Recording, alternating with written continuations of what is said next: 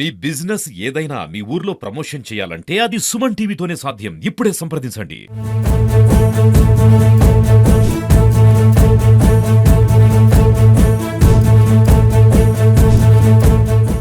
యాదాద్రి భువనగిరి జిల్లా వల్లిగొండ మండలం టేకుల సోమవారం గ్రామం. ఈ టేకుల సోమవారం గ్రామంలో ఇప్పటికే వారి నాన్నగారైనటువంటి సంతోష్ వాళ్ళ నాన్న సర్పంచ్ గా పనిచేశాడు, ఎంతో సేవ చేశాడు. వాళ్ళ అమ్మ వార్డు మెంబర్ గా పనిచేసింది.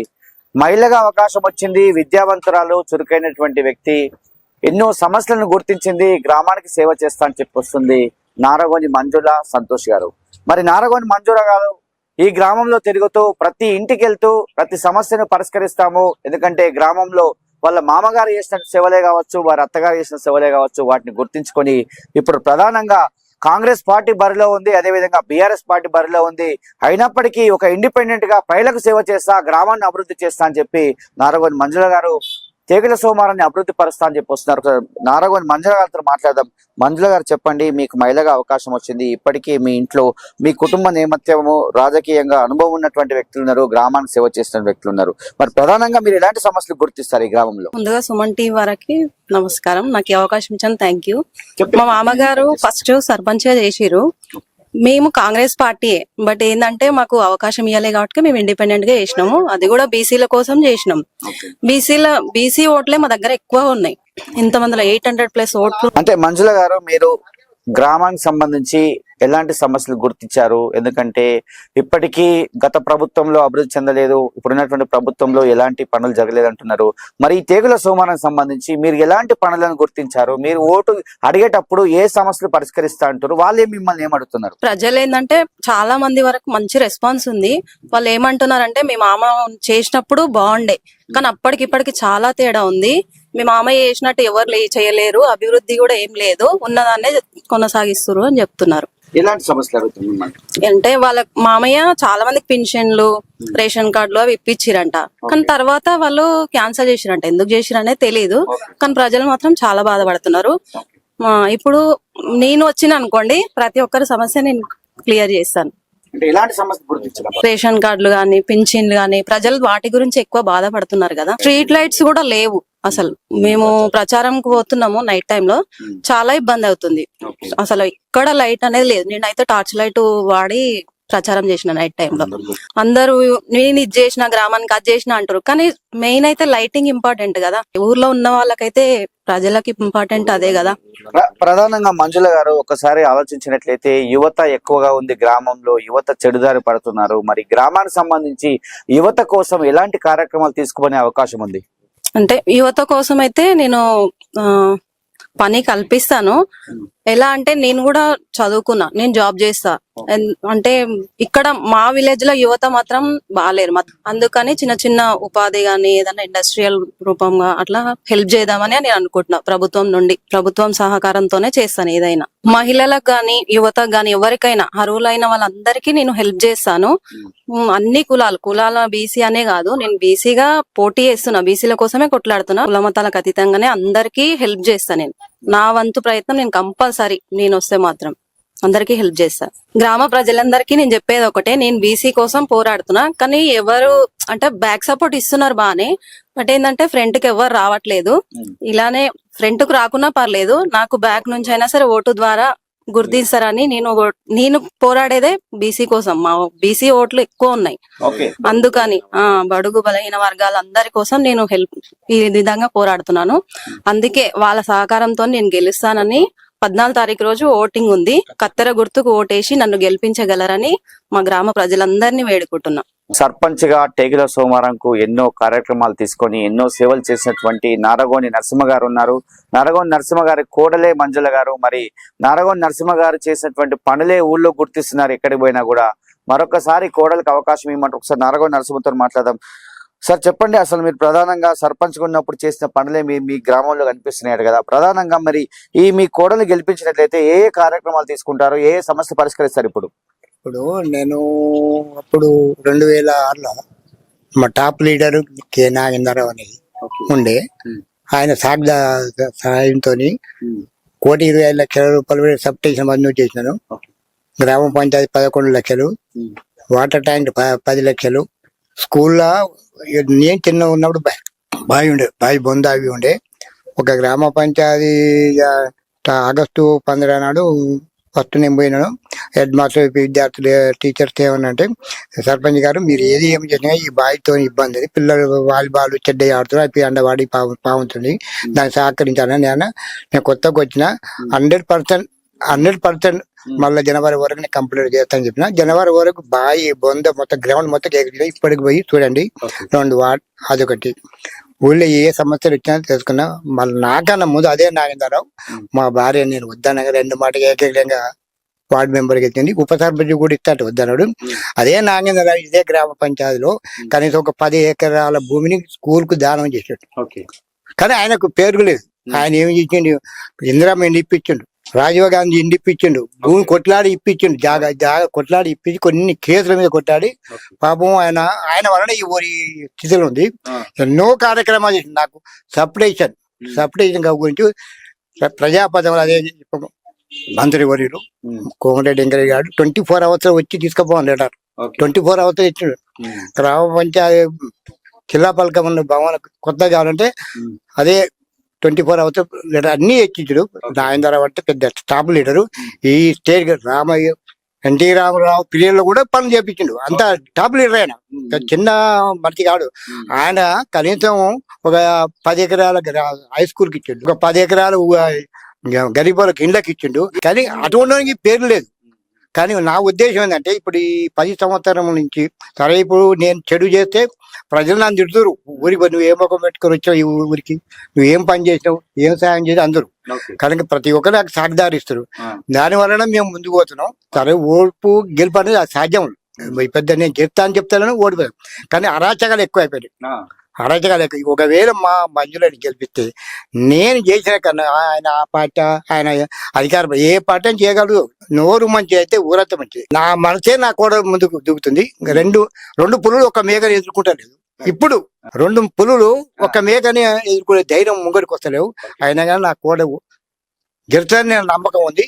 ప్రజలకు కూడా నేను కోరుకున్నా, అందరి ఎస్సీ బీసీ అన్ని జాతులకి మొక్కుతున్నాం. మేము ఈ స్థానం వచ్చినట్టు నాగేంద్రరావు పరడే నేను ఈ స్థానం వచ్చిన, మేము ఓటాకు వచ్చినట్టు ఏ పార్టీ మారలేదు.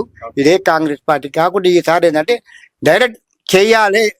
ఒక ఈ వారాలు మంచిగా లేవు ఊళ్ళే పరిస్థితి తగ్గదు. ఇప్పుడు అంటారు కానీ నేను ఎస్సీ వాళ్ళు అంటారు, బీసీ వాళ్ళు అంటే నీ పీరియడ్ కానీ డబ్బు ముఖ్యం కాదు. కానీ మనిషి ముఖ్యం. ఇప్పుడు మన ప్రజలు సేవ చేయాలంటే ఇప్పుడు వస్తాడు, లైట్ లేదు, గిజాది లేదంటే వాళ్ళకి సమాధానం చెప్పాలి, పోవాలి, చేయాలి.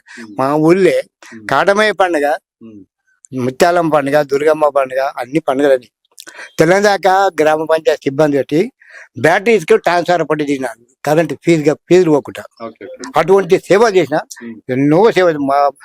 మా భార్య గారు 2 మాటలు ఏకగ్రంగా ఎంతమంది పోయించినా ఏకగ్రంగా ఊరు మొత్తం కలిసి. ఇప్పుడు ఎందుకంటే ఆమె చాదరి తెలియదని మేము ఊరుకున్న కోడలు కంప్యూటర్ కనుక రంగం దిగినాం. నాన్న ఎవరైనా అడగొచ్చు. కాకుండా అయితే నాగేంద్రరావు పిండాలని ఈ స్థానం వచ్చినాం, ఈ పైకి వచ్చినాం. అన్ని పనులు ఊళ్ళో పశువు దవాఖాన ప్రతి ఒక్క పని. 400 రేషన్ కార్డు ఇప్పించా, 400 రేషన్ కార్డు, 250 పింఛన్లు, ఇందిరమ్మ ఇండ్లు కనీసం 150 ఇందిరమ్మ ఇప్పించిన. ఆయన పుణ్యాన్ని ఆయన చేసిండు. మినిస్టర్ జానారెడ్డి చేసిండు. వినవా ఉపనిధుల పురుషోత్తమ రెడ్డి ఉండు. ఇప్పుడు ఆయన ఎవరు కాంగ్రెస్ నాకు తెలియదు. కాంగ్రెస్ నేను కాంగ్రెస్ అని కాదా? అన్ని నేను కూడా కాంగ్రెస్ తోనే, నేను వేరే వాడిని కాదు. కాకుండా ఇప్పుడు కాంగ్రెస్ చేస్తారా? మా కోడలు ఇండిపెండెంట్ క్యాండిడేట్ గా పోటీ చేస్తుంది కనుక కత్తెర గుర్తు చేసి మమ్మల్ని గెలిపించి మా ఇంటి ముందు వచ్చి పని చేపించుకునే దెబ్బ అయితే మాది. నేనున్నా, నా కోడలుగా దిండ అండగా నేనున్నా. నేను చేసి చేసి చూపెడతా. అది నా గ్యారెంటీ రాసిన శ్రీకృష్ణ గ్రామ ప్రజలకు. టేకుల సోమవారం గ్రామానికి సంబంధించి యువకుడు, ఉత్తేజవంతుడు, చదువుకున్నటువంటి వ్యక్తి, తన భార్యను బరిలో నిలిచారు మంజుల గారిని. అదేవిధంగా సంతోష్ గారు సేవ చేస్తాను వస్తున్నారు. ఎక్కడున్నా ఏమి చేసినా గ్రామానికే సేవ చేస్తా, గ్రామంలో ఉన్నటువంటి బడుగు బలహీన వర్గాల కోసం కృషి చేస్తా. ఈ బడుగు బలహీన వర్గాలే నాతో పాటు వెన్నంటి నడుస్తున్నారు కాబట్టి వారి కోసం ఎన్నో కార్యక్రమాలు తీసుకుని గ్రామాన్ని అభివృద్ధి పరుస్తా అంటారు. సంతోష్ గారు చెప్పండి, మీ భార్యకు అవకాశం వచ్చింది, మీరు కూడా ఎన్నో సేవలు, మీ డాడీ ఎన్నో సేవలు చేశారు, మమ్మీ చేశారు, మీ కుటుంబ నేమత్తమే గ్రామానికి సేవ చేస్తారు కదా, అప్పుడు జరిగిన అభివృద్ధి కనిపిస్తుంది అంటారు. మరి ప్రధానంగా మీ గ్రామంలో ఎలాంటి సమస్యలు ఉన్నాయి, ఎలాంటి గుర్తించారు, ఎట్లా ముందుకెళ్తున్నారు? నాన్న వాస్తవానికి ఏంటంటే అప్పుడు ఉమ్మడి ఆంధ్రప్రదేశ్ కాబట్టి కొంచెం ఫండింగ్ కూడా తక్కువనే ఉంటది. ఇప్పుడు ఏంటంటే మనం సపరేట్ తెలంగాణ అయింది కాబట్టి కొంచెం ఫండింగ్ ఎక్కువైంది కాబట్టి కొంచెం వీధికి సీసీ రోడ్లు అవి రావడం జరిగింది. అప్పుడు కూడా ఒకవేళ ఇలాగే ఫండింగ్ ఉంటే ఇంకా వీళ్ళకంటే గొప్పగా అభివృద్ధి చేసేటోళ్ళం. అప్పుడు ఇట్లా కమర్షియల్ లేరు ఎవరు. అప్పుడు నిజాయితీగా ఉన్నారు, ఓటర్లు కూడా నిజాయితీగా ఉన్నారు, ప్రజలు కూడా నిజాయితీగా ఉన్నారు, లీడర్లు కూడా నిజాయితీగా ఉన్నారు. మా నాన్న ఇన్స్పిరేషన్ తోటి మేము ముందుకు రాగలదని ఇప్పుడు పదే పదే మా నాన్న ప్రస్తావించారు, కసుబ నాగేంద్రరావు గారని. ఆయన ఈ రోజు లేని లోటు మా ఊర్లో కనబడుతుంది. ఏంటంటే ఆయన ఉండుంటే ఇట్లా రోడ్ల మీద తిరిగేటోడు ఎవరు లేకుండే. ఆయన ఇంటి ముందుకెళ్ళి పోవాలంటే కూడా భయపడే అట్లా ఆ పరిస్థితి ఉండే. కానీ ఆ రోజులలో ఏంటంటే కొంతమంది ఏంటంటే అరే ఈ జమాన్లో కూడా మనం చదువుకొని ఉండి ఇంత అంటే ఉత్తేజంగా వచ్చిన తర్వాత ఇంకా పెద్ద మనిషి మాటలే వినాలా అని చెప్పేసి ఏం చేసినంటే కొంతమంది అప్పుడున్న యువత, నాలాగా చదువుకున్న యువత ఏం చేసినంటే చల్ ఆయనకు యాంటీగా అని చెప్పేసి ఒక క్యాండిడేట్ పెట్టి అప్పుడు జనాలందరూ ఒక్కటైపోయి వేరే అతన్ని గెలిపించారు. ఆయన గెలిపించిన తర్వాత మళ్ళీ సేమ్ ఇప్పుడున్న పరిస్థితి ఉండే అప్పుడు కూడా. తర్వాత మా నాన్నగారు వచ్చిండు, దానికి కొంచెం రూపు మారిపోయినాం. తర్వాత జెండాలు వచ్చిన తర్వాత ఏమైందంటే పక్క విలేజ్ నుండి అంటే ఒక ఓసీకి వచ్చింది. ఓసీకి ఇచ్చేసిన తర్వాత ఏమైందంటే వీళ్ళు బిజినెస్ మ్యాన్లు కాబట్టి కొంచెం అదే ట్రెండ్ తోటి ఆలోచిస్తారు. యువతని బాగా ఆకట్టుకోవడము ఇట్లా చాలా అరాచకం అనుకోరాదు. ఆయన చేసిండు, ఇప్పుడు ప్రస్తుతం ఉన్న వాళ్ళు కూడా చేసిరు. దాన్ని నిర్మూలించాలంటే మా నాగేంద్రరావు ఉన్నప్పుడు ఎట్లయితే సస్యశ్యామలంగా ఉండేనో మా ఊరు, ఆ కాన్సెప్ట్ తోటే ఇప్పుడు మేము ముందుకు వెళ్తున్నాం. సింపుల్ ఏంటంటే మా బీసీలో 800 ఓట్లు ఉన్నాయి. మా బీసీలో 800 ఓట్లు ఉన్నాయి. 800 ఓట్లు ఉన్నాయి కాబట్టి మాకు అవకాశం ఇస్తారన్న ఆలోచనతోటి మేము ముందడుగేసినాం. కాంగ్రెస్ ప్రభుత్వం అధికారంలో ఉంది. కాంగ్రెస్ ప్రభుత్వం తరఫున ఒక క్యాండిడేట్ నిలబడ్డాడు. ఒకవైపు బీఆర్ఎస్ తాజా మాజీ సర్పంచ్ నిలబడ్డారు. వాళ్ళిద్దరు, ఒకరు ఓసీ, ఒకరు ఎస్సీ. మరి బీసీల ఓట్లు ఎక్కువ అంటారు కదా, మీరు ఏ నినాదంతో ముందుకెళ్తారు? గ్రామానికి ఎలాంటి సేవలు చేద్దామని వస్తున్నారు? అసలు మేము బీసీ నినాదంతో ముందుకెళ్తున్నాం. ఓన్లీ బీసీ నినాదమే, కానీ అన్ని వర్గాలలో మేము ఓట్లు అడుగుతున్నాం. బీసీ నినాదం బలంగా ఉంది. మన ఓట్లు మనమే వేసుకుందాం అనేసి చాలా మంది లీడర్లు కూడా చెప్తున్నారు. నేను కూడా అదే చెప్తున్నా. మన 800 ఓట్లునే ఒక 60% ఓట్లు నాకు పడ్డాయి అంటే ఖచ్చితంగా ఇండిపెండెంట్ స్వతంత్ర అభ్యర్థి మన టీకల గెలుస్తుంది. ఈ రోజు తెలంగాణలో కూడా చూసుకుంటే ఏ పార్టీలో ఉన్నా ఎవరున్నా బీసీ అభ్యర్థి గెలుస్తున్నారు చాలా మంది. ఇది నేను నిన్న నుండి అప్డేట్ చేసుకుంటున్నా. నాకు కూడా అవకాశం ఉంది, ఖచ్చితంగా గెలిచే ఛాన్సెస్ ఉంది. నేను గెలుస్తున్నా. మా ఊర్లో సాకులూరు, మంగళూరు, గొల్లకుర్మలూరు, గౌడ్స్ చేస్తున్నా. వాళ్ళల్లో కూడా పెద్దల కూడా చైతన్యం వచ్చింది. నేను చూస్తున్నా. అంటే వాళ్ళు కూడా టీవీ చూస్తారు, న్యూస్ చూస్తారు. బీసీ బిడ్డ అంటే చాలా మందికి తెలియదు. ఈ రోజు నాకు కూడా తెలియదు. సూదరోళ్ళు అంటారని, సూదరోళ్ళు మన సూదరోళ్ళు నిలబడ్డ పెద్దమ్మ మనకి ఒకటేలా ఖచ్చితంగా చేస్తాం బిడ్డ అంటారు. ఈ నినాదంతో ముందుకెళ్తున్నాం. అభివృద్ధి ఖచ్చితంగా అభివృద్ధి చేసి చూపించాను. ఎందుకంటే మా నాన్న గతంలో అనుభవం ఉంది. నేను కూడా ఎంతో అంత పాలిటిక్స్ లో తిరుగుతున్నా. నాకు కూడా అనుభవం ఉంది. నాకు కూడా అందరి మినిస్టర్లతో పరిచయాలు ఉన్నాయి. నేను మధుయాషి గౌడ్ టీం, నేను సత్సంబాలు మంచిగా ఉన్నాయి. నాకు కూడా అధికార పార్టీకే ఓటేయాలన్న కాన్సెప్ట్ ఏం లేదు. అలా అని చెప్పేసి మాజీ సర్పంచ్ మంచిగా చేసిన ఆలోచన కూడా ఏం లేదు. ఖచ్చితంగా నేను కూడా అధికారంతో కొట్లాడతా. ఎమ్మెల్యే గారు కూడా నాకు మంచి పరిచయం, నన్ను ఏడగలిసిన నన్ను పలకరిస్తాడు.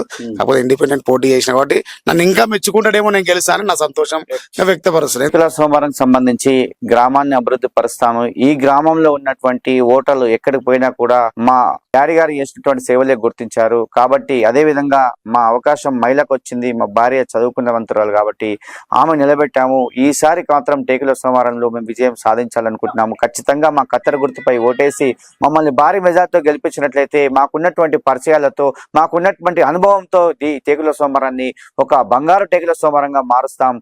భువనగిరి నియోజకవర్గంలోని ఒక అద్భుతంగా దీన్ని తీర్చిదిద్దాం. కుమ్మం అనిల్ కుమార్ రెడ్డి గారు, ఎందుకంటే కాంగ్రెస్ పార్టీ అభ్యర్థి బరిలో ఉన్నప్పటికీ ఒక బీసీ నేతగా నేను వస్తున్నాను. బీసీ నేతగా నన్ను గెలిపించినట్లయితే ఖచ్చితంగా ఎన్నో పనులు చేసి ప్రభుత్వంలో ఎన్నో సంక్షేమ పథకాలు కావచ్చు, అదేవిధంగా ఈ బడుగు బలహీన వర్గాల కోసము ఎన్నో కార్యక్రమాలు అవన్నీ కూడా ఇప్పిస్తాను, నేను రెడీగా ఉన్నా అని చెప్పి సంతోష్ గారు మనతో చెప్తారు. మొత్తానికి టేకుల సోమవారంలో ఒక యువతను గెలిపించుకోండి, ఒక ఒక విద్యావంతరాన్ని గెలిపించుకోండి అని చెప్పి సుమన్ టీవీ కోరుకుంటుంది. టేకుల సోమవారం అభివృద్ధి ధ్యేయంగా వీళ్ళంతా కూడా ముందుకు వస్తారు. వారి అభివృద్ధి పరచాలని చెప్పి సుమన్ టీవీగా వేడుకున్నారు. ఇది ఇక్కడ కెమెరా అరుణ్తో శరత్, టేకుల సోమవారం.